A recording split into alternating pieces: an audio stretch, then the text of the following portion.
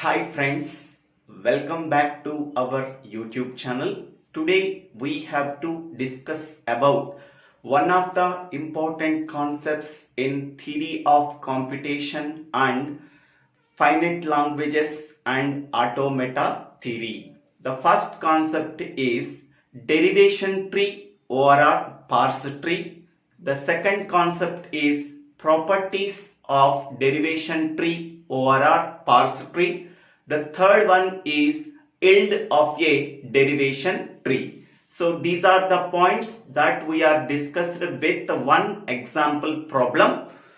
First, we have to explain the example problem. After that, we can go for the concepts. In the previous video, we are already discussed about what is derivation, what is derivation tree, and what is leftmost derivation and rightmost derivation with one example problem. If anybody wants, please refer that video in my YouTube channel, DIVVELA SRINIVASA. Now we can go for the example. Consider the following context-free grammar. That context-free grammar contains these are the three productions and derive the terminal string mn. First of all, in this given context-free grammar, we have to find out what are the terminal symbols and what are the non-terminal symbols. The terminal symbols are nothing but lowercase alphabets. So that is M and N are the terminal symbols. What are the non-terminal symbols in the given context-free grammar? The uppercase alphabets are the non-terminal symbols. S, A, B are the non-terminal symbols. Given string is mn. So to derive this terminal string, we have to follow either leftmost derivation or a rightmost derivation. Now I am using leftmost derivation to derive this terminal string by using this context-free grammar. First, I am taking the starting production S tends to AA. In the leftmost derivation, we have to always identify the leftmost non-terminal and substitute that production in the place of leftmost non-terminal to derive the terminal string. In this one, the leftmost non-terminal is capital A. So that we already know that the production A tends to MB. Now, in the place of leftmost non-terminal, we have to substitute MB. So, after substituting MB in the place of leftmost non-terminal, we are getting the string MBA. Next one, identify the leftmost non-terminal. So the leftmost non-terminal is capital B. Now substitute small n in the place of B by using the third production. So then we are getting MN capital A. Next one, in this one, the leftmost non-terminal is capital A. Now, substitute this production in the place of leftmost non-terminal capital A. So, then we are getting MN, MB. In this one, the leftmost non-terminal is capital B. Now, substitute N in the place of B by using the production called B tends to N. So then we are getting MN. So this is the terminal string we are getting after substituting these productions. Now we have to draw the parse tree by using this a derivation tree, then it can be called as derivation tree or a parse tree. So first I am taking S. So this is S derives A. Next one, the leftmost non-terminal is A. In the place of A, we are substituting MB. Next one, the leftmost non-terminal is B. Now substitute N in the place of B. Next, after that, the leftmost non-terminal is A. So we are substituting MB in the place of A. Here the leftmost non-terminal is B. So substitute N in the place of B. So then we are getting the terminal string MN. Okay. So this is the derivation tree or a parse tree. Now the terminal symbols are join,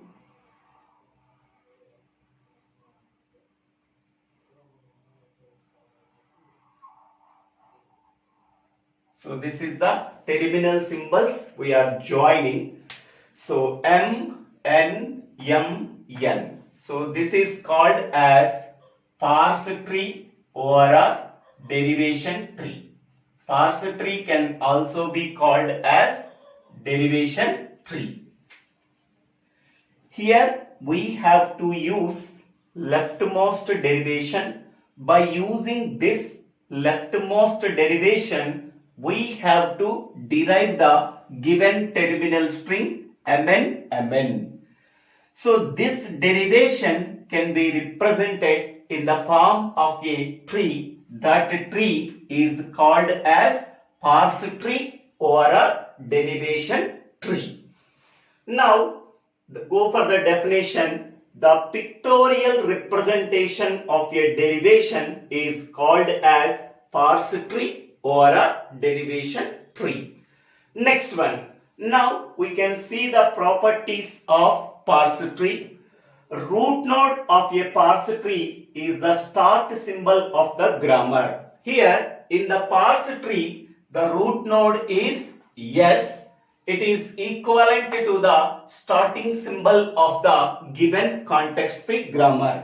In the given context-free grammar, the starting symbol is S. In the parse tree or a derivation tree, the root node is also S. Next, second point, each leaf node of a parse tree represents a terminal symbol. So here, this is a leaf node, this is leaf node, this is leaf node, this is leaf node. Each leaf node of the derivation tree or a parse tree represents a terminal symbol. Here M and N are the leaf nodes. So M and N are called as the terminal symbols. Next one, each interior node of a parse tree represents a non-terminal symbol. Here, so this is the interior node and this is the interior node and this is the interior node, this is the interior node, this is the interior node. So whatever the nodes that are not the leaf nodes, the nodes are called as interior nodes. Here the interior nodes are S, A, B, B. So S, A, B. These nodes are called as internal nodes. The internal nodes always represents the non-terminals. Here what are the non-terminals are there? S, A, B. These non-terminals are called as interior nodes of the parse tree. Next one. Parse tree is independent of the order in which the productions are used during the derivations. Okay. So to derive this terminal string by using the leftmost derivation, So what is the order we have to follow? So S tends to AA, after that A tends to MB, after that B tends to N, after that A tends to MB, after that B tends to N. To derive this terminal string, whatever the order we have to follow the productions, that order is independent of the productions given in the context-free grammar. Here, this order and this order may not be the same or may be the same. Okay. Next one. Yield of a derivation tree. So, concatenating the leaves of a parse tree from the left produces a string of terminals. So, whatever the leaf nodes are there, that leaf nodes can be concatenated from left to right. So, here the leftmost leaf node is M. After that, the leftmost leaf node is N. After that, the leftmost leaf node is M. After that, the leftmost leaf node is N. After concatenating the leaf nodes from left to right in the parse tree, it derives the terminal string. It represents the terminal string. So, this string of terminals is called as a yield of a derivation tree.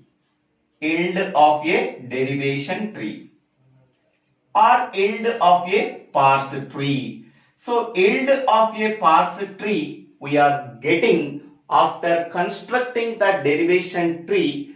Whatever the leaf nodes are there, that leaf nodes are concatenated from left to right.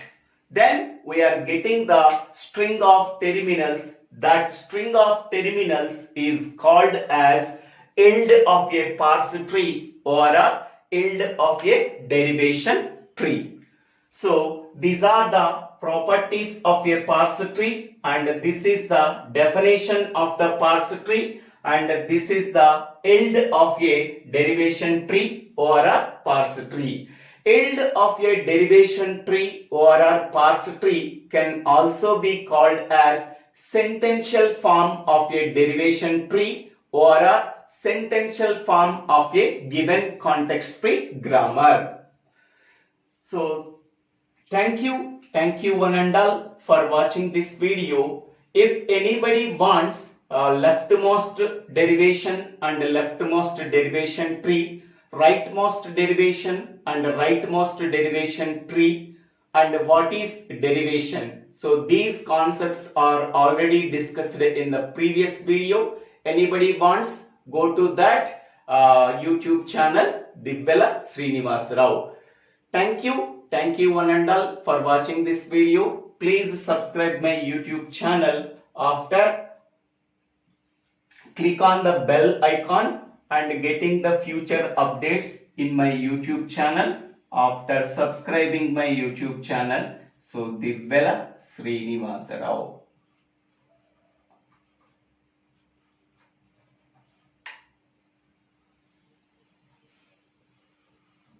Thank you one and all.